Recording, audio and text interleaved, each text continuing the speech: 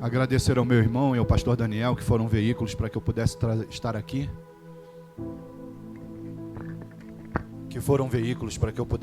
Nesta manhã. Meu nome é Carlos Marcelos, eu sou pastor lá no Rio de Janeiro, num lugarzinho chamado Corumbá, bem em Nova Iguaçu, uma comunidade pobre, um lugar bem necessitado, e que a gente faz uma obra interessante lá. Como eu disse ao pastor Daniel, eu não sou pastor pregador, eu sou pastor de ovelhas. Eu sou como seus pastores aqui. Se você perguntar quantas vezes eles visitam a congregação de alguém, quantas vezes eles pregaram em outro lugar, eles vão dizer para você quase nunca, porque eles não têm esse tempo, porque Deus nos chamou para cuidar de um povo, para cuidar de um grupo de ovelhas. E o tempo que de repente a gente vai pregar em outra igreja, tem alguém no nosso ministério, dentro do nosso rebanho, precisando de uma oração, precisando de uma ajuda, precisando de um socorro, precisando de uma visita. No meio da pandemia, eu me lembro que a gente tinha vários idosos na igreja que não podiam ir à igreja. Enquanto a igreja pôde ficar aberta, os mais novos vinham, mas os mais idosos ficavam com medo. Então o que a gente fez? A gente pegou o ministério, algumas pessoas do grupo de louvor, e a gente ia para a casa do idoso, chamava ele no portão, ficava do outro lado da rua, ele lá no portão, e a gente fazia o culto para ele na calçada, para dizer para ele que Deus não esqueceu dele, que ele não podia ir à igreja, mas a igreja podia ir a ele. E a gente fez o culto para todos os idosos da nossa igreja, do outro lado da rua. Muitas igrejas falam que fecharam depois da pandemia ou durante a pandemia, porque os pastores abandonaram os seus crentes, abandonaram os seus rebanhos. Mas as igrejas que mantiveram os seus rebanhos foram aquelas que cuidaram durante a pandemia daqueles que são seu rebanho. Porque o rebanho não é meu. Eu me lembro que quando alguém pegava Covid, a minha esposa ficava desesperada. Quando alguém pegava Covid e me dava a notícia que eu peguei Covid, pastor, eu ia na casa dele, ungir ele com óleo. Eu ia orar por ele lá na casa dele. Mas você pode pegar Covid. Eu falei, se Deus me permitir pegar Covid, porque eu fui cuidar da ovelha dele, eu vou cuidar da ovelha dele. É assim que um ministro, irmão, deve cuidar das coisas. Então, eu honro a Deus por poder estar aqui. Glorifico ao Senhor por poder estar numa igreja que parece muito com o raciocínio, com o pensamento da obra que eu tenho. Viu, pastora? Muito obrigado, pastor, por poder estar aqui. Então, eu quero dividir com os irmãos. De fato, meu irmão, eu tenho uma palavra para dar a essa igreja, porque o Senhor me deu e eu quero entregar. E eu peço aos irmãos que tenham paciência comigo. Eu prego para as ovelhas que Deus confiou a mim. E hoje, por talvez 40 minutos, 50, não sei quanto tempo Deus tem determinado para nós, vocês são minhas ovelhas nesses minutos, debaixo da autorização dos seus pastores. Mas durante esses minutos, eu quero cuidar de vocês da melhor forma como o Senhor nos permitir. Amém? Então abram suas Bíblias, por favor, no livro de Salmos, capítulo 45, que é o tema da convenção. Quero parabenizar esta igreja por mais um aniversário e pelo trabalho que fazem para o reino de Deus. O versículo 6 e 7 vamos ler, só para dar um pano de fundo ao tema. Eu vou pedir para o nosso irmão que está ali cuidando da tela, que ele também prepare um texto chamado, que é lá no livro de Zacarias, capítulo 3, que a gente vai ler alguns versículos, mas só para dar uma roupagem ao que Deus me deu. Vamos ler, não vamos sair do tema de maneira alguma. Está escrito assim na palavra do Senhor: o teu trono, ó Deus, é eterno e perpétuo.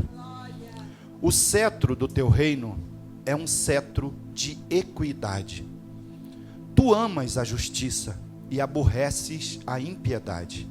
Por isso Deus, o teu Deus, te ungiu com óleo de alegria, mais do que a teus companheiros. Tem uma outra versão, irmão, que diz assim: por isso o teu Deus te escolheu e ungiu a você com óleo de alegria. Que Deus lhe abençoe. Vamos orar em nome de Jesus. Paizinho eterno, Deus amado, Criador do céu e da terra, aquele que tudo é. A Ti damos glória, honra, poder e majestade, porque só Tu és digno de toda honra, de toda glória e de toda adoração. Por isso, Pai querido, Te bendizemos nessa manhã. Pedimos a Ti, Senhor Deus, não seja eu a falar aos Teus filhos, mas seja o Senhor, Deus amado. Usa-me conforme a Tua vontade e o Teu querer, para instruir, edificar e educar, Senhor Deus, e trazer à tona o brilho da obra que o Senhor tem na vida de cada um dos Teus filhos. E a isso, Pai amado, Te damos graças, em nome de Jesus. Amém. Podem sentar, irmãos. Pensa num homem nervoso. Sou eu agora. O peso do altar, irmãos, é muito grande, porque Deus não chama qualquer um para isso. Porque hoje Deus me deu uma palavra para destravar a sua vida. Ouça o que eu vou falar para você. Deus me deu uma palavra para destravar a sua vida ministerial. Nesse texto que a gente leu, começa dizendo que Deus é um rei, e que o reino dele é um reino eterno. Não é um mandato de 4 anos, não é um mandato de 40 anos, não é um mandato de 400 anos, não é um mandato de 4.000 anos, é eterno. O reino de Deus é eterno. Esse Deus, cujo reino é eterno, te escolheu.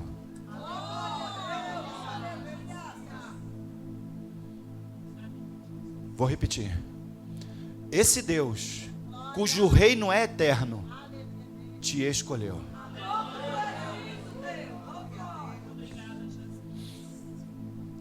Irmãos, eu demorei muitos anos para entender isso. Quando a gente aceita Jesus e vem para o batismo, esse é o melhor momento do planeta que vocês vão ter. Sabe por quê?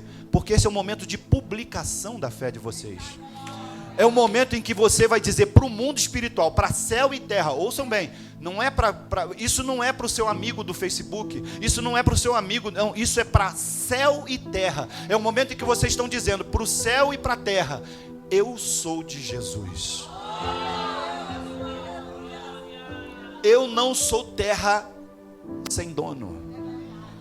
Eu sou propriedade exclusiva de um Deus altíssimo que me amou quando eu não tinha nenhum valor para ninguém.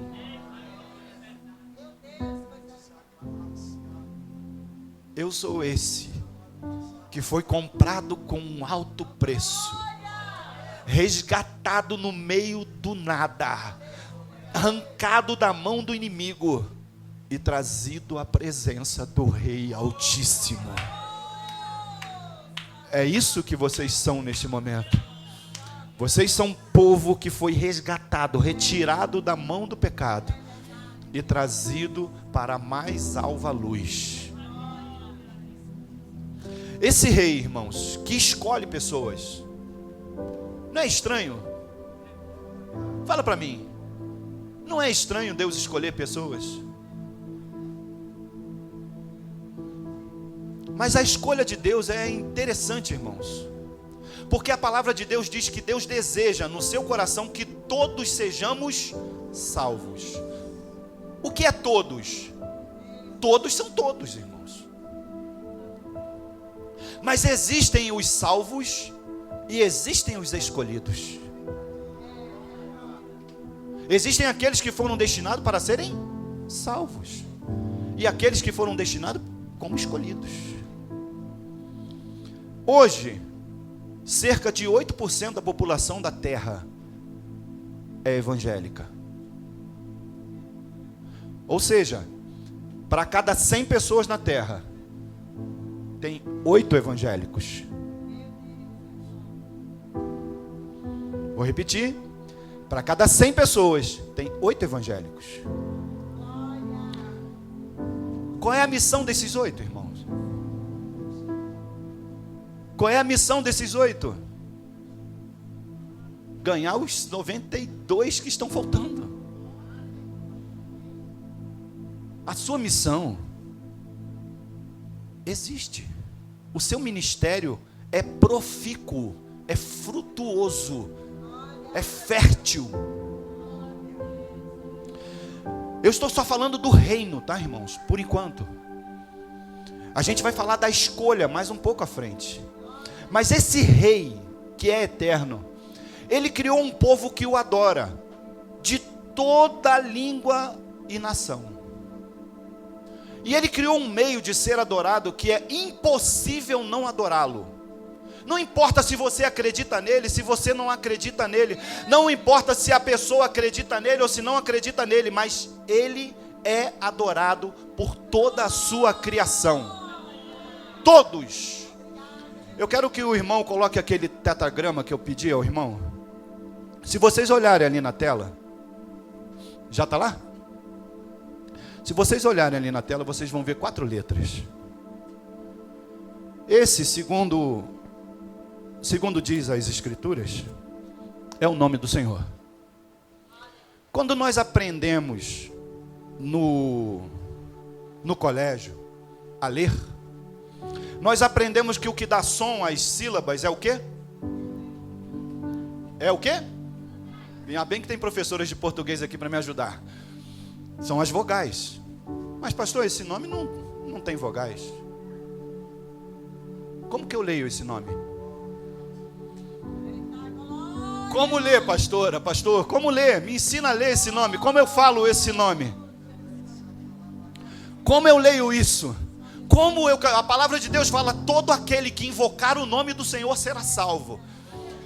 O que é invocação e o que é declaração, irmãos? Quando eu declaro a palavra de Deus, quando eu declaro um nome, eu posso chamar Marcelo, Marlene, Ari, posso chamar e não estar chamando ninguém. Eu posso falar Ari e não estar chamando o pastor, porque eu não conhecia o pastor até sexta-feira, eu não conhecia. Então eu podia falar lá na minha casa Ari e não estava me referindo a ele. Mas quando você conscientemente declara um nome com a tua mente, com culto racional, porque a palavra de Deus diz que o culto tem que ser racional. Ou seja, você tem que querer adorá-lo. Ele te deu um mecanismo de adorá-lo, independente de você saber ou não. Mas ele precisa que você racionalize e queira adorá-lo. Eu vou te mostrar como é que lê esse nome. Esse nome se lê assim, ó. 2 primeiras letras. As 2 últimas.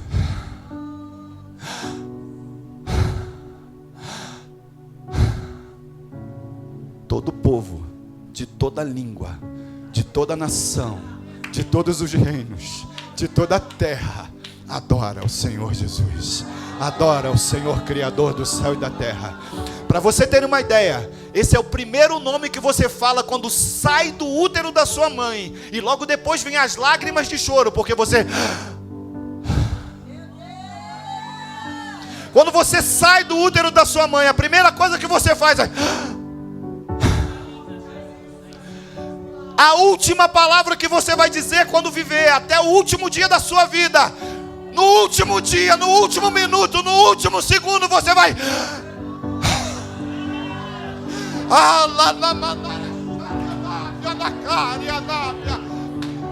O alfa e o ômega, descrito o princípio e o fim da sua vida, está no nome do Deus eterno e altíssimo, porque Ele o fez para adorá-lo.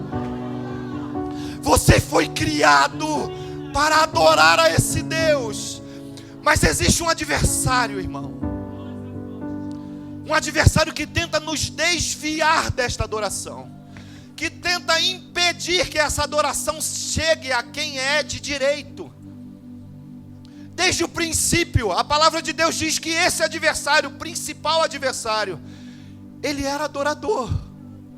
Era ele o responsável pela adoração no céu. Mas um dia, porque adorar te empodera. Fala para o seu irmão: adorar te empodera. Adorar te enriquece. Fala para ele, fala para ele. Adorar te enriquece. Adorar te cura. Adorar te abençoa. Adorar te separa. E quando ele ficou curado, separado, empoderado, ele olhou para si mesmo e viu tanta glória em si, que ele desejou ser mais alto que o Altíssimo.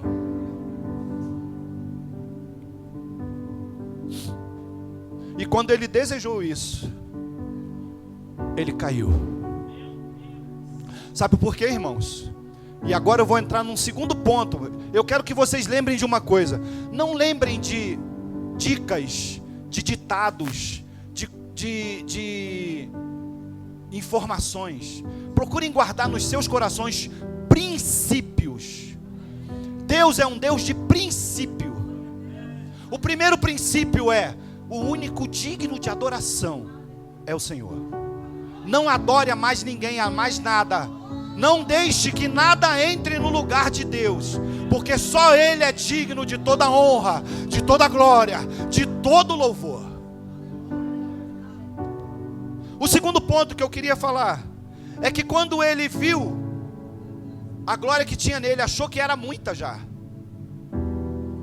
Isso acontece com a gente também. Às vezes a gente começa a adorar, por exemplo, a gente já entrou aqui, deu a oferta, dízimos, não é isso? A gente começa a dizimar, a ofertar, Deus vai nos enriquecendo. Porque a palavra de Deus diz que aquele que deu a semente ao que semeia, também te deu o pão, para que em tudo enriqueçais.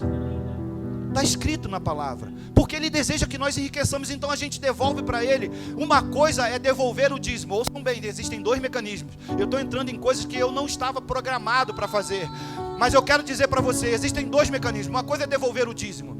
Quando você dá o dízimo, você mantém aquilo que você tem. Mas quando você oferta de todo o coração, oferta, irmão, não é o dinheirinho que você trouxe para o culto e que ficou guardado na carteira, aqueles R$2, que a gente está dizendo até que a nota de R$2 está convertida. É porque a gente só vê ela praticamente. Então, ouçam bem, irmãos. A oferta não é esses R$2 que tu tem no bolso. Oferta é um dinheiro que você resolveu no seu coração entregar ao Senhor, por algum propósito. Então, quando você oferta ao Senhor, esse mecanismo, o dízimo mantém aquilo que você ganha, mantém a sua casa, faz com que você pague as contas. E muita gente fala assim: mas meu Deus, antes de eu dar o dízimo, eu não conseguia pagar as contas todas. Eu recebia o salário e não pagava tudo, ainda ficava devendo. Agora eu dou o dízimo, eu pago tudo e ainda sobra alguma coisa. Eu não entendi como é que essa conta antigamente não fechava e agora a conta fecha. É porque há um milagre nesse negócio. A oferta, irmãos, é um outro mecanismo. A oferta é para quando você quer aumentar a sua renda, quando você quer enriquecer, quando você quer mudar a sua vida financeira. Ali você desafia o Senhor, o céu e a terra com uma oferta. Esse é o desafio da oferta. Oferta não é o dinheirinho porque chamaram para oferta, porque vão ungir, porque vão fazer uma oração. Não, oferta é um propósito seu, no seu coração, para o Senhor. É algo que você e Ele, é entre vocês. O dinheiro que a gente devolve porque não é nosso, é dele.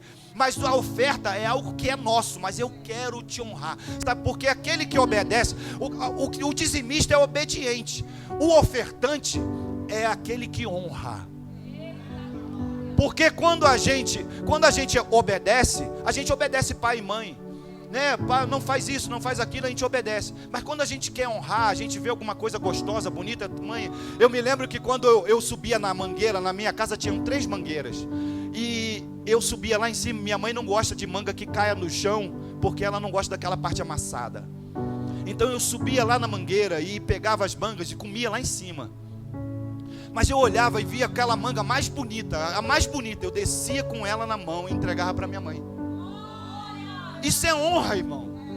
Isso é honra. Eu era criança, mas eu fazia isso. Eu via uma florzinha na rua. Eu estava passando pela, eu vi uma florzinha, eu vinha com aquela florzinha e entregava para minha mãe ou para minha avó. Isso é honra. Isso não é obediência, isso é honra.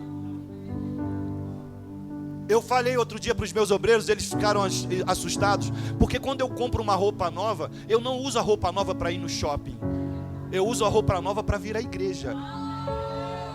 Eu não uso a primeira vez nada na minha vida, nem um sapato, nem uma cueca. Se eu for usar pela primeira vez, é na casa do Senhor, é para Ele. Isso é honra, irmão.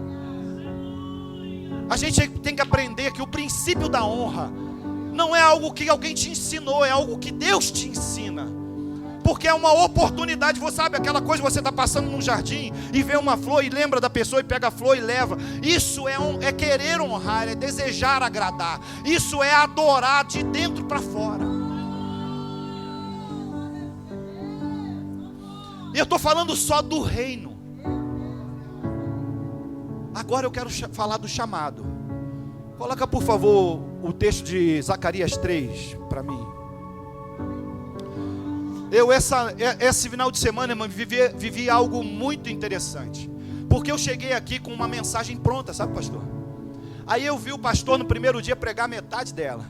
Vi o pastor no segundo dia pregar a outra metade. Eu falei, meu Deus do céu, agora o que eu faço? E eu aqui sentado dando glória, mas porque Deus falou comigo, mas eu vou fazer o quê, irmão? Eu pensei assim, é por isso que o pregador não vai nos outros dias.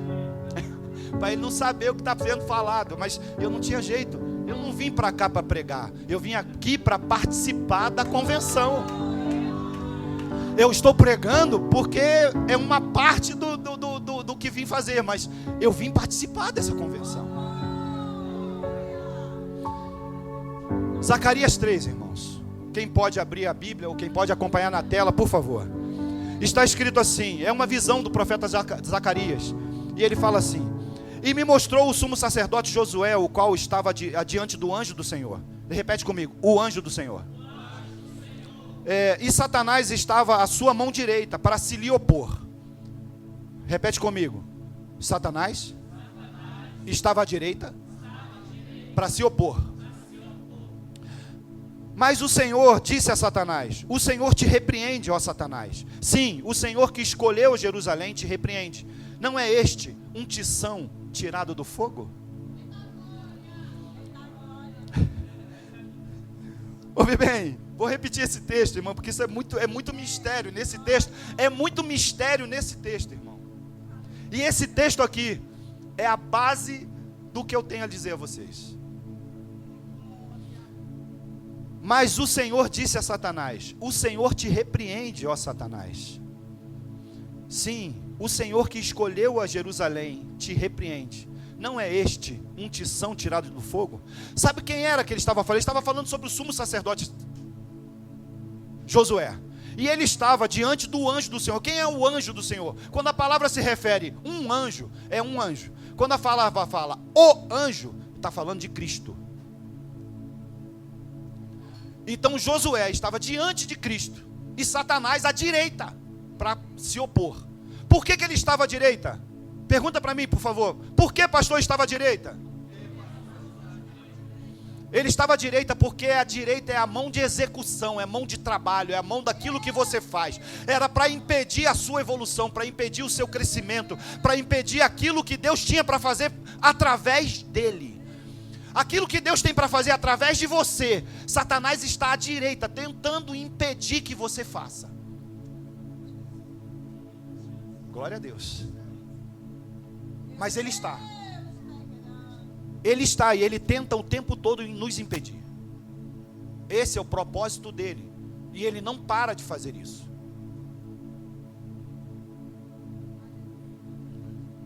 Então o que acontece? Ele vira e fala assim: não é este um tição tirado do fogo? Eu queria que você fechasse seus olhos. Lembra de onde você veio? Obrigado. Lembra de onde Deus te tirou, por favor. Da onde Deus tirou você? Quais eram os pecados que você cometia? Qual era a dificuldade que você tinha? Qual era o problema que te atrasava? Quais eram as coisas que você vivia? Não pense você que Deus não conhece. Quando ele fala que não é esse um tição tirado do fogo, ele está querendo dizer, eu não sei de onde eu tirei ele. Ele está aqui nesse púlpito, ele está aqui nesse trono, ele está aqui fazendo essa obra, ele é o sumo sacerdote, mas eu sei de onde ele veio. Ei, Deus conhece de onde você saiu. Se eu fosse citar um filme do cinema, ele diria assim: Deus sabe o que você fez no verão passado. Deus sabe o que você fez na noite passada. Deus sabe o que você fez na semana passada. Deus sabe o que você fez hoje de manhã. Deus conhece você e a mim, mesmo que nós aqui do ministério não saibamos. O Senhor sabe quem somos.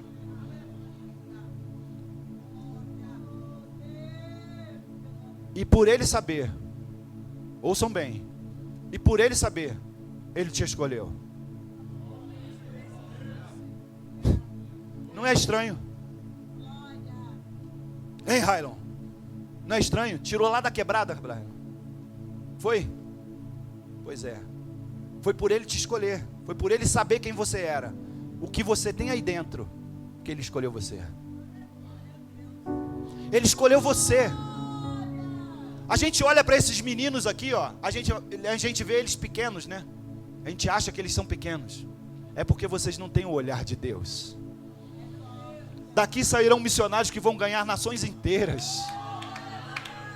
Desse meio vão sair os pastores que vão sentar nessas cadeiras aqui no futuro.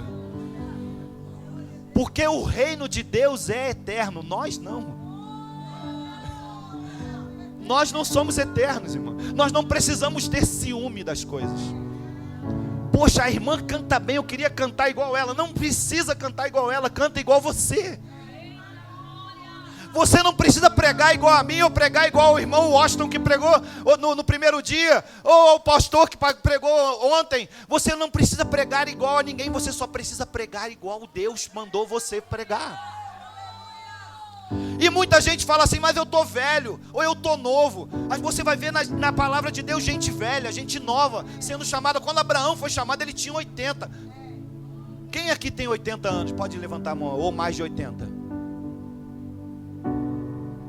Tem nenhum? Olha aí que maravilha. Você ainda está novo. Você ainda está novo. Deus te chamou, irmão. Deus te chamou para fazer uma grande obra. Deus te chamou para quebrar cadeias, para despedaçar grilhões, para arrebentar com o mal, para saquear o inferno. Deus te chamou. Deus te chamou. E quando ele falou sobre esse chamado para Zacarias, aqui em Zacarias, ele mostrava o seguinte: não importa de onde ele veio, eu escolhi ele. Não importa o que ele fez ontem, o importa o que ele vai fazer amanhã, pela unção que eu estou derramando nele. Importa o que ele vai fazer amanhã, importa o que ele vai crer amanhã. Mas só por causa disso você acha que Satanás parou de se lhe opor? Não. E é nesse ponto que eu quero conversar contigo. E aqui começa necessariamente a palavra. Porque no texto que nós lemos, do tema, está escrito que Ele nos ungiu, Ele nos escolheu e nos ungiu com óleo de alegria. No meio de todos os seus, Ele fala assim, ó, mais do que a seus companheiros, aqueles que andam contigo, aqueles que conhecem você, você foi escolhido no meio deles. Eu fiquei muito feliz aqui quando eu vi o Brilho Celeste cantar, porque é muita mulher, né, irmão? Rapaz, uma mulherada, uma muvuca gigante aqui. Fiquei impressionado, irmão. E naquele momento eu fiquei pensando assim: é fácil pregar para essas mulheres aquilo que eu tenho a dizer hoje. Por quê? Quem já escolheu feijão aqui dessas mulheres todas? Quem já escolheu feijão? Já escolheu, não já? Pois é. Os meninos, alguns homens também já escolheram feijão. E quando você escolhe feijão, você pega os feijões bons, separa para colocar na panela. Não é isso? E pega os feijões meio massadinho, esquisito, pretinho, estranho, e você separa para o outro lado, não é isso? Não é? Pois é. A maioria dos feijões está bom, né? Os outros que estão amassadinhos vão para o lixo. Na igreja não é assim. No reino não é assim. É aí que vem o chamado, meu irmãozinho querido. Porque Deus não escolheu os feijões bons, irmão. Sabe, pastor? Deus não escolheu os melhores feijões. Deus escolheu aqueles que têm defeito. Se você olhar, Moisés não falava, o outro era velho, o outro era novo, o profeta era novo demais. Deus escolheu os defeituosos, os problemáticos. Ele fala de um jeito mais carinhoso: eu escolhi aquilo que não é sábio para confundir os sábios. Eu escolhi o fraco para dizer ao forte que ele não é forte, que forte sou eu. Deus não chamou as pessoas capazes, Deus chamou aqueles capacitáveis. Porque aqueles que chegam aqui, olha só, Paulo, irmãos, era um homem extremamente estudado, não era? Deus deu a ele a possibilidade de ter uma cultura muito bem elaborada, muito bem estabelecida, porque ele foi ensinado por Gamaliel, um dos melhores daquela época. Ele teve nas melhores escolas, ele foi um grande homem. Mas a palavra de Deus diz que o que ele sabia o atrapalhava. No livro de Coríntios, Deus vai falar assim, através de Paulo, e vai dizer assim, lá na carta aos Coríntios, ele vai dizer assim: eu trago a minha razão cativa à obediência de Cristo. Sabe o que quer dizer isso? Eu trago aquilo que eu sei, aquilo que eu acho certo, aquilo que eu acho legal, aquilo que eu acho honesto, aquilo que eu acho fácil, aquilo que eu acho, tudo que eu acho normal, eu amarro numa corda e trago cativo a obediência de Jesus. Porque aquilo que Jesus me manda fazer contraria a minha razão, contraria as coisas que eu conheço, contraria as coisas que eu aprendi, contraria as coisas que eu acho certas, contraria tudo que eu aprendi na vida. Então, Paulo, um homem tão estudado, tão conhecedor de tantas as coisas, quantas pessoas hoje não são atrapalhadas porque sabem demais? Tu quer ver uma coisa? Quer ver a pessoa mais difícil de acatar um milagre? É um médico.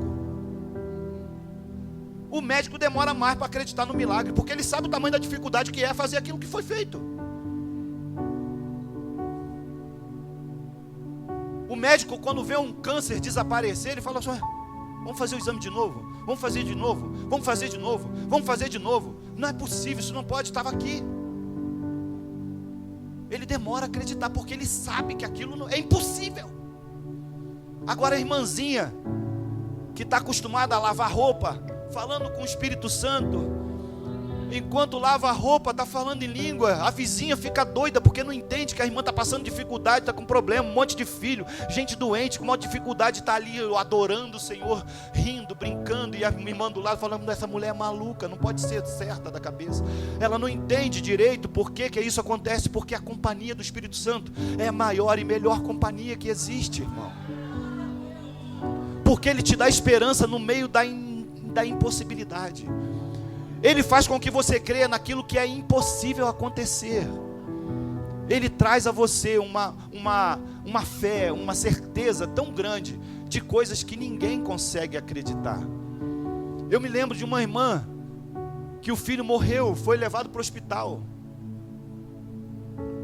Deram um tiro no garoto e ele foi levado para o hospital e morreu. Quando a irmã chegou no hospital e o médico falou para ela que o filho dela tinha morrido, ela falou: não, meu filho não morreu.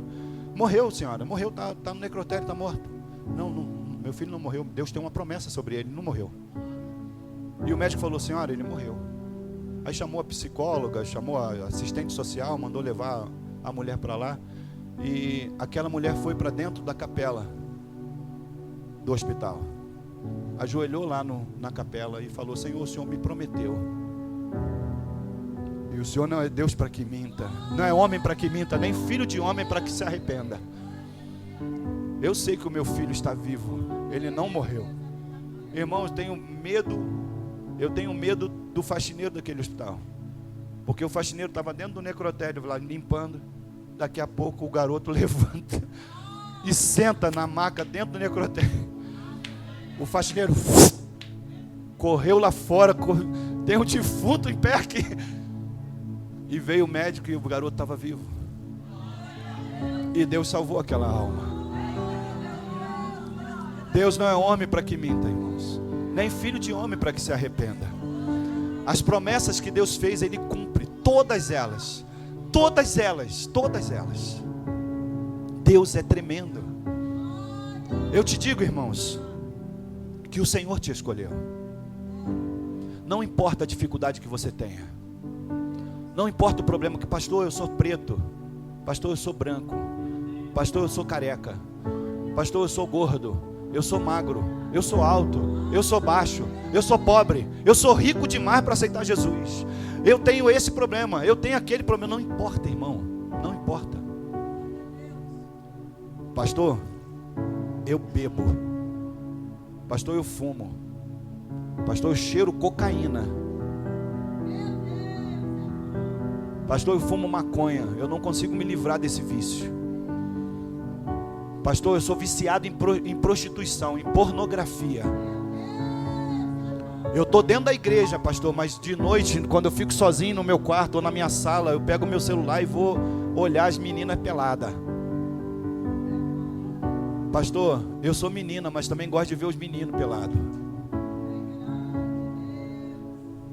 Eu tenho esse vício, pastor. Não importa.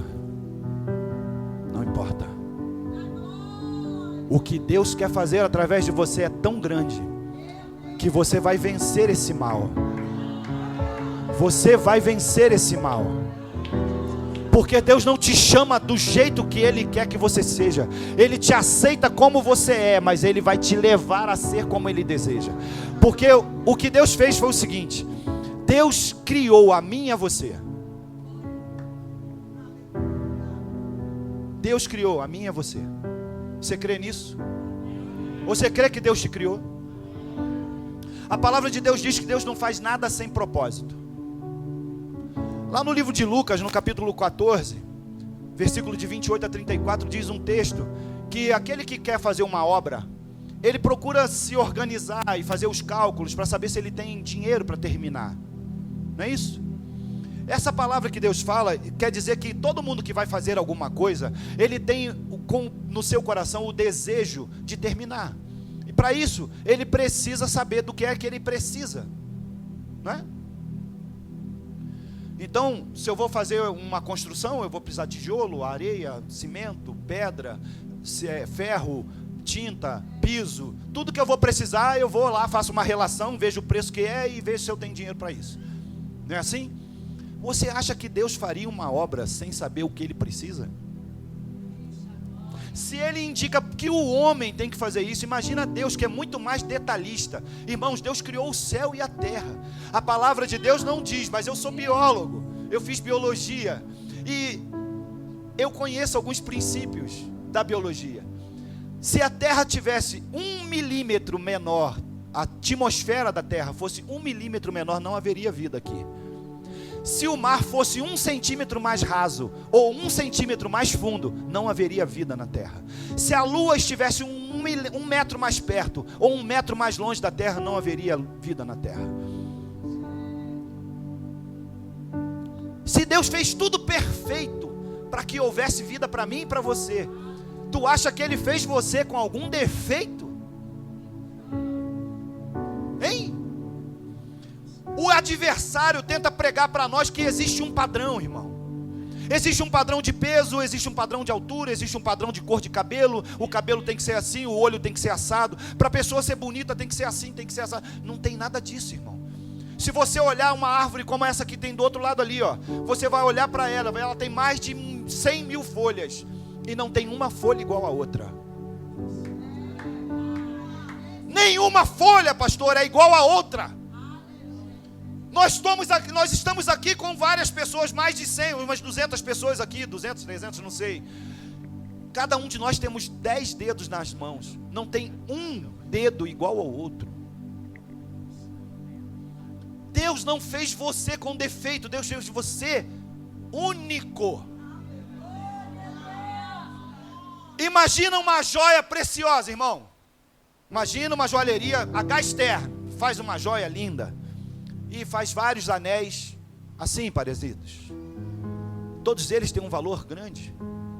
Mas se ele fizer só um anel, se essa joia for única, o valor dela é maior, né? Imagina só, se você tem uma joia muito valiosa. Outro dia eu estava no posto de gasolina colocando gás no meu carro. E uma menina estava falando com um colega dela, dizendo que queria ir numa balada na favela. E o colega falando para ela: poxa, eu acho que você não devia, porque lá é arriscado, você está arriscando. E eu virei para ela: imagina só você sendo uma joia preciosa. Se você tem um anel de esmeralda com ouro, você ia levar esse anel até a favela? Ela: não, pô, vão roubar meu anel lá. Eu falei: pois é, mas você é uma joia mais preciosa do que esse anel e está querendo ir lá. Imagina se roubarem você. Imagina o risco que você está correndo. Existem coisas, irmãos e irmãs, principalmente vocês que são mais novos. Vocês são joias preciosas, não se entreguem a qualquer um. Vocês são joias do Senhor. Deus tem algo preparado para você, pronto, sabe? Deus tem um plano na nossa vida. O plano dele é imutável, o plano dele é real. Ele tem um plano para você, ele tem um plano para mim, ele tem uma vida de felicidade para nós. Então ele te criou. Deus pegou e criou. Eu queria chamar, cadê aquele pastor que estava aqui, da congregação? Eu queria chamar você para você entender uma coisa. Ele estava sentado ali, ó. Vem aqui, Antônio, por favor. Eu queria usar ele como exemplo. Não, pode vir sem um terno mesmo, está calor demais. Você é lindo sem ele, assim mesmo. Fica em pé aqui, querida. Fica de frente para mim. Deus pensou no Antônio. Viu, Antônio? Feche seus olhos. Deixa Deus falar contigo também. Deus pensou no Antônio. Vou criar um homem. O nome dele vai ser Antônio. Eu vou dar uma obra para ele. Vou fazer algo com ele. Através da obra que eu vou fazer com ele, muitas almas vão se render aos meus pés. E Deus pensou no Antônio. Ele vai ter uma família, uma esposa, filhos, uma menininha linda que eu conheci ontem. E eu vou dar a ele algumas necessidades. Existem algumas coisas que são necessárias. Por exemplo, se eu vou fazer uma casa, eu tenho que colocar lá, não pode ser aquela casa daquela música, né? Uma casa muito engraçada, não tinha teto, não tinha nada. Eu tenho que ter as coisas dentro da casa. Então eu tenho que botar banheiro, tenho que colocar janela, tenho que colocar porta, tem que ter ventilação. Não é isso? Não é isso que eu penso? Quando eu vou fazer uma obra, eu penso no propósito daquela obra. Se eu quero fazer um carro, eu vou botar ele com roda redonda, não com roda quadrada. Porque com a roda quadrada ele não vai chegar onde eu quero que ele chegue. Então eu vou ter que dar as características daquela obra para que ela possa cumprir o propósito que eu defini que ela tem. Não é isso? Não é eu como homem não faria isso? Se eu como homem faria isso, por exemplo, quem inventou essa cadeira aí, colocou ela na característica mínima possível para suportar o peso que ela tem que suportar. E o Antônio foi criado assim também. Deus ficou pensando assim: ele vai ter que ter paciência, ele vai ter que ter esperança, ele vai ter que ter fé, ele vai ter que ter força, ele vai ter que ter emoções, ele vai ter que ter alegrias, ele vai ter que ter um coração tratável, uma mente educável, alguém que seja ensinável. Eu preciso entregar para ele um conjunto de características. Então pegou toda aquela característica, tudo o que ele precisava. Deus reuniu tudo na mão dele, foi lá e fez assim, ó.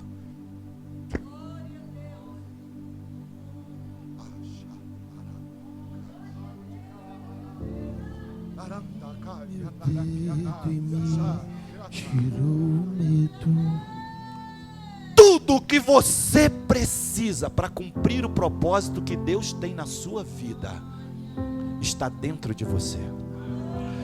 Deus reuniu tudo e colocou.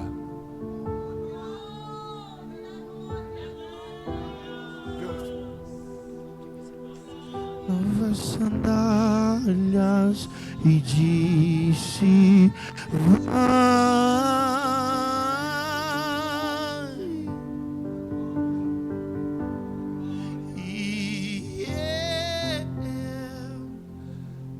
Deus foi quem fez você. Você não é criatura de homens. Obrigado, querido. Dê uma salva de palmas para Antônio, para o Jesus na vida dele. Você não é criatura de homens. Você não é um projetinho. Você não nasceu com defeito. Você não nasceu com um erro de produção. Você não é mais alto do que precisa, nem mais baixo do que o necessário. Você não é maior nem menor do que ninguém. Porque o reino de Deus é um reino de equidade. Ele é justo, eterno, poderoso e te conhece.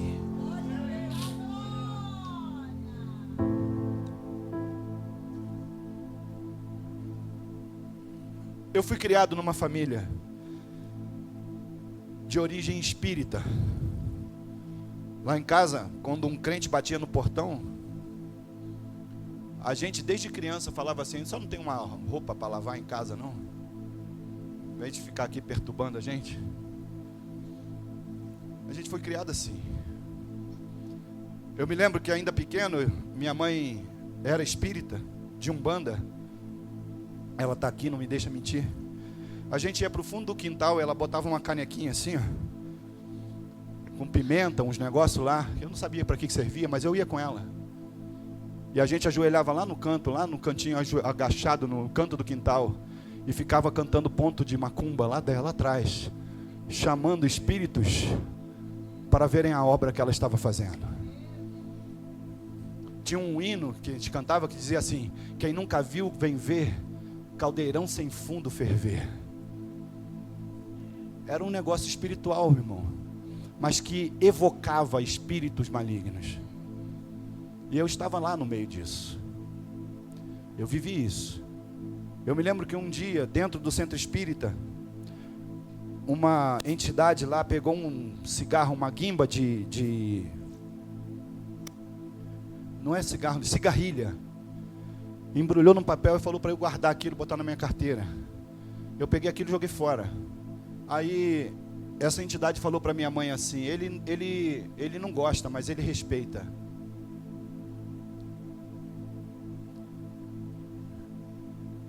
Deus sempre me deu um dom de ver, irmão, de ver as coisas espirituais, ver a companhia espiritual, discernir o espírito. Deus me deu essas coisas. E eu olhava aquilo e não me agradava daquilo. Mas a minha mãe ia, e eu amo a minha mãe de uma forma que você não tem noção. Eu ia com ela. Mas depois de um tempo, irmãos, eu tentei ser espírita, eu fui até ser kardecista. Fiquei um tempo indo ao espiritismo kardecista. Mas um dia, quando você tem um chamado, não tem jeito, pastor. Um dia o responsável pelo centro espírita que a gente estudava, porque era só estudar, era só livros, ele falou assim: agora a gente vai estudar a Bíblia. Eu falei: tá bom, vamos estudar a Bíblia. Comecei a ler a Bíblia, irmão. Aí um dia eu peguei a Bíblia e vi lá no texto lá: Deus não se agrada daqueles necromantes, não quer que você, Deus não quer isso para você, porque isso é, olha o que ele disse, irmãos, isso é algo abominável ao Senhor, aqueles que buscam espíritos mortos. Quando eu li isso, aquilo deu um nó na minha cabeça, porque eu já não gostava, e agora eu sei que aquilo não agrada a Deus. Então o que eu faço? Aí eu continuei lendo a Bíblia, continuei estudando, continuei pedindo a Deus que me desse discernimento, que me fizesse entender. E aí Ele me mostrou no livro de Hebreus, no capítulo 6, Deus fala lá no versículo 9, Ele diz assim: mas de vós, amados, eu espero coisas melhores. Eu te chamei para andar no meio das brasas fumegantes do céu. Você não precisa chamar ninguém para fazer nada, porque na hora que você invoca, irmão, eu vi isso acontecer na minha vida. Você imagina só, um cara mentiroso. Eu era chamado de prostituto, irmãos. Eu tenho mais de 20 anos no ministério, mas eu era um prostituto. A minha família tinha uma dificuldade enorme, tem muitos membros da minha família que tem uma dificuldade enorme em manter um relacionamento conjugal, irmãos. É uma maldição familiar que foi quebrada na minha vida. Se você olhar qualquer um dos meus irmãos, nenhum deles teve um só casamento, um só relacionamento, nenhum. Mas quando eu conheci a Jesus, isso mudou, irmão. Porque Deus não te chamou para ter uma vida destruída, Deus não te chamou para ter uma vida quebrada, Deus não te chamou para ser uma pessoa esfarrapada. Deus te chamou para andar entre os anjos, entre os reis. Então você precisa entender que Ele deseja para nós coisas melhores. Ele olha para nós e fala assim: você está nesse meio aí, mas você pode fazer coisas melhores. Você ainda está nessa dificuldade, mas você pode fazer coisas melhores. Você ainda tem esse problema, mas você pode fazer coisas melhores. Você pode sair dessa dificuldade, você pode sair desse problema, você pode sair desse mal. Isso não é uma coisa que você tem que arrastar para o resto da sua vida. Isso nasceu com você, mas não vai te acompanhar até o fim. Quando Deus fez isso comigo e me chamou, nessa história de estudar a Bíblia, durante muito tempo, eu usava o conhecimento que eu tinha da Bíblia para poder desviar crentes. Pessoas vinham trazer a Bíblia para mim, eu falava: olha só, mas isso aqui é isso mesmo? Aí eu falava para eles os textos que eu conhecia, e muitas dúvidas eu colocava na cabeça das pessoas. Até que um dia, Deus chamou a mim mesmo e mudou a minha vida. Ouça bem, irmão, irmã. Não importa a sua idade, não importa onde você esteja, no que você esteja envolvido, no problema que você tem, naquilo que você acha que você é. Esquece tudo que você pensa sobre você e peça a Deus o seguinte: Senhor, eu quero ter de mim o pensamento que o Senhor tem de mim. Eu quero entender qual é a imagem que o Senhor faz de mim mesmo. Eu não quero ser o que eu quero ser o que o Senhor idealizou. Eu quero ser integralmente aquele que o Senhor projetou para que eu seja. E Ele vai te ajudar nisso. Eu andei, irmãos, no meio de espíritos malignos, mas um dia Deus me chamou para a obra dele. E aí eu fiquei impressionado, porque é impressionante, irmãos. A primeira vez que Deus me mostrou a vida de uma pessoa, eu fiquei impressionado, pastor, porque aquela pessoa tinha uma doença e eu sabia que não era. Eu trabalho na área de saúde há muitos anos e eu sabia que aquilo era impossível ser curado. Mas Deus chamou ela, me mandou chamar para uma oração dentro do trabalho. Eu era chefe dela dentro de um lugar de trabalho. E eu chamei todos para fazer uma oração. E a gente deu os braços, deu as mãos e oramos. Quando terminamos a oração, depois de um louvor, Deus falou para eu dizer para ela assim: procura o problema que você estava. Ela pegou e botou a mão no seio assim, ó, e começou a procurar. E começou a chorar, e caiu no chão chorando. E ela falou assim: pastor, estava aqui agora há pouco, doendo. Um tumor que o médico diagnosticou e não está mais. Aí eu falei para ela assim: o Deus conhece você, curou a sua vida, curou o seu corpo, mas agora Ele quer curar a sua alma. Porque a cura do corpo é a cura mais fácil, irmão. Porque a cura da alma depende de você querer. Porque lembra que eu falei da adoração? Todos nós temos condições de adorar. Todos nós fazemos isso desde o princípio. Mas uma coisa é fazer isso, porque agora, a partir de hoje, vocês nunca mais vão respirar igual. Porque toda vez que vocês respirarem fundo, vocês vão lembrar que estão adorando. E agora vai deixar de ser respiração e vai passar a ser adoração, entendeu? Porque a partir de hoje, que vocês sabem como é, não é mais respirar. Não é igual aquela música que fala: o meu respirar, agora é o meu adorar. Porque agora você sabe como é que se pronuncia aquele nome. Não tem letra, é só adoração. Deus te chamou para isso, irmão. Deus te chamou para ser grande. Deus quer quebrar essa cadeia. Deus quer quebrar esse grilhão. Pastor, mas eu tenho dificuldade, eu não sei falar, eu sou tímido. Irmão, o pastor Daniel me mostrou agora há pouco que ele tem um canal no YouTube. Quantos jovens aqui tem um canal no YouTube, no TikTok, em tudo que é lugar?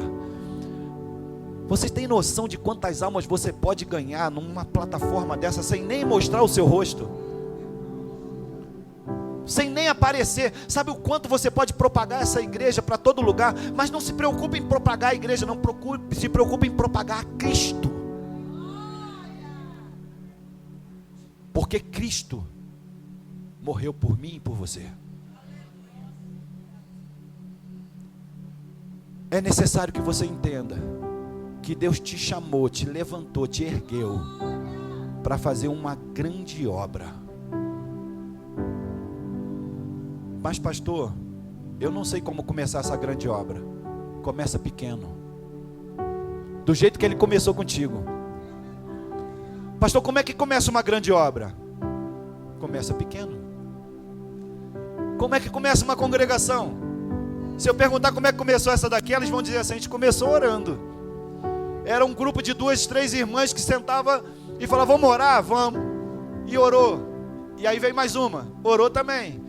Aí veio outra, orou também. Aí já veio o marido, orou também. Aí veio o outro, já veio mais um. E hoje olha quantos já estão aqui orando. Hoje de manhã, a pastora ontem à noite falou assim: ei pessoal, vão aqui 6 horas da manhã. Só o pessoal que vieram para cá orar. É a continuação daquele grupo de oração que começou lá naquele dia, no primeiro dia. Há 17, né, irmãs? 17 anos atrás. Há 17 anos atrás foi assim que começou, irmão. O que é que a gente está fazendo aqui agora? A mesma coisa que a gente fez lá no primeiro dia. Orando. E falando para você que Jesus é bom. E dizendo para você que Ele muda a vida. Se você olhar na trajetória desse ministério, você vai ver quantas vidas Ele mudou, quantas famílias Ele restaurou, quantas igrejas nasceram daqui, quantos pastores hoje estão pastoreando outras igrejas, mas aceitaram Jesus aqui. A igreja que eu congrego lá em Nova Iguaçu, ela tem 70 anos, 66 anos de idade. Imagina quantas igrejas, eu conheço vários pastores presidentes em volta da nossa igreja, que aceitaram Jesus conosco. O mais importante não é quantos pastores você conhece que fez. Agora, quantos pais voltaram para casa porque você ajudou? Quantas famílias foram restauradas? Quantas vidas foram mudadas? Quantas coisas foram melhoradas? Porque você resolveu aceitar que Deus te chamou. Você não precisa fazer grande coisa. Está vendo o banco que você está sentado? Cada cadeira dessa foi lavada com o sangue do Cordeiro. Mas antes dessa convenção começar, foi lavada com água por algumas irmãs aqui. Tem alguém aqui no meio antes da gente chegar, tem alguém que vem aqui com um paninho, uma flanela, talvez até embebida no azeite, e vai no banco e passa a flanela assim e fala: Senhor, Abençoa a vida da pessoa que sentar nesse lugar. Muda a casa dela, muda a vida dela, muda o casamento dela, muda, Pai amado, cura, sara, restaura, muda.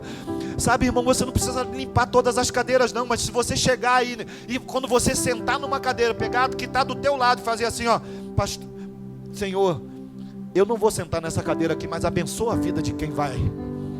Você chegou no culto, faz isso do lado, na cadeira do lado. Sabe, aquele vizinho que você sabe que está traindo a esposa, ao invés de você falar para os outros que ele está traindo a esposa, dobra o seu joelho e fala: Senhor, mostra para ele o tamanho do tesouro que ele tem na casa dele, que ele não precisa ir do outro lado buscar aquilo que ele tem em casa. Começa a interceder, irmão, começa a mudar a sua trajetória, começa a acreditar que Deus te chamou, começa a entender que Deus tem um ministério dentro de você, tem uma igreja nascendo dentro do teu coração, tem uma congregação, tem uma glória nascendo aí dentro. Bota isso para fora, porque você pode não ser a pessoa que vai ficar aqui na frente, mas quem disse você que eu sou responsável pelo que estou fazendo aqui? O fato de eu estar aqui, tem uma igreja atrás de mim, que está lá no Rio de Janeiro, intercedendo pela minha vida. Tem um pastor presidente lá que me autorizou a vir. Eu estou debaixo de cobertura, eu estou debaixo de um ministério. E aí eu vou te falar o terceiro ou quarto princípio, que eu já não estou contando mais. Só para você entender. A Bíblia fala aqui no tema que o Senhor te ungiu, não é isso? Ele te ungiu? Como é que vem a unção, irmãos? A palavra de Deus diz que o azeite desce pelas barbas de Arão, não é isso? O azeite desce pelas barbas de Arão. Arão é o primeiro sumo sacerdote. Se o azeite desce por baixo da barba de Arão, onde eu tenho que estar para ser ungido? Hein? Onde eu tenho que estar para ser ungido? Onde? Repete comigo. Fala alto. Debaixo. O azeite desce, o azeite não sobe, irmão. O azeite desce. Para você ser ungido, foi isso que Satanás perdeu quando ele resolveu colocar a cadeira acima. Ele saiu de baixo, aí perdeu tudo. Tem gente, irmão, que não entende. Deus te chamou, você tem um ministério, tem uma glória nascendo no seu coração e vai explodir, vai fazer algo tremendo. Mas é necessário que você entenda que você precisa estar debaixo. É necessário que você entenda que para receber o azeite que desce, você precisa estar debaixo. É como o pastor falou: ninguém que não sabe ouvir pode falar. Ninguém que não sabe obedecer pode mandar. Ninguém que não sabe o preço que é trazer cativa a sua razão à obediência de Cristo pode ser líder de nada. Você foi chamado para fazer grandes coisas, para ser líder, mas é necessário que você entenda que você precisa estar debaixo para continuar recebendo o azeite. Porque não há crise de azeite, há crise de vaso. E o vaso tem que estar debaixo da onde cai o azeite, para que ele continue cheio de azeite. Eu quero lhe dizer que eu sou muito grato por estar aqui. Eu acredito que Deus me deu um enorme presente de participar dessa convenção. Agradeço aos irmãos a hospitalidade, o carinho, o respeito com que me trataram. E glorifico a Deus por esse ministério, pela vida de cada um. E quero lhes fazer um convite. Você que ouvindo esta palavra, entendeu que Deus tem um chamado para você, mas que até hoje você encontrou vários defeitos em você. Sabe?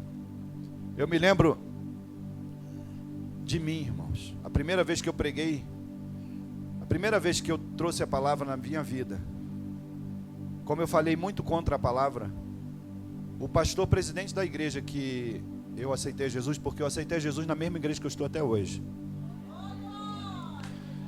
E o pastor presidente na época, já falecido, já dorme no Senhor, ele pegou uma Bíblia, chegou até mim e falou assim: hoje você vai pregar, porque Deus te deu esse ministério na sua vida. Irmão, quando ele me deu aquela Bíblia na minha mão para eu pregar a palavra, eu ajoelhei no chão e chorei. Sabe por quê? Eu vou explicar para você. Porque Deus não é como homem. Porque se você erra com um homem, ele te perdoa, mas ele nunca mais vai ser igual com você como era antes. Mas com Deus não. Eu tinha falado contra a palavra, eu falei contra a Bíblia, falei contra a palavra de Deus, o maior de todos os bens que nós temos. E quando eu resolvi estar com um Deus, Ele pega essa palavra e fala assim: você tem esse ministério. Irmão, quando eu falei isso, eu falei: eu não mereço isso. Eu não tenho essa capacidade, eu não tenho essa condição. Não pode, Senhor, o Senhor não pode estar falando isso sério comigo. O Senhor não pode estar falando isso sério, porque eu não mereço ser ninguém, eu não mereço nada do Senhor, mas... E aí Deus me deu. E é disso que eu quero falar com você. Você encontra um monte de defeito em você. Não tem ninguém mais cruel contigo do que você. Não tem ninguém mais duro com você mesmo do que você. Mas Deus te fez, como a palavra de Deus fala, Deus não faz nada sem propósito. E se Ele tinha e tem um propósito na sua vida, Ele te fez com esse propósito, te deu tudo o que você precisa para executar e fazer com que esse propósito se conclua.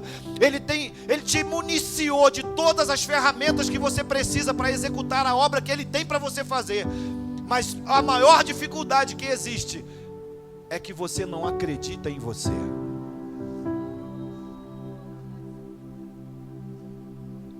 Você não acredita em você. Você tem permitido que o adversário que está à sua direita impeça você de fazer a obra.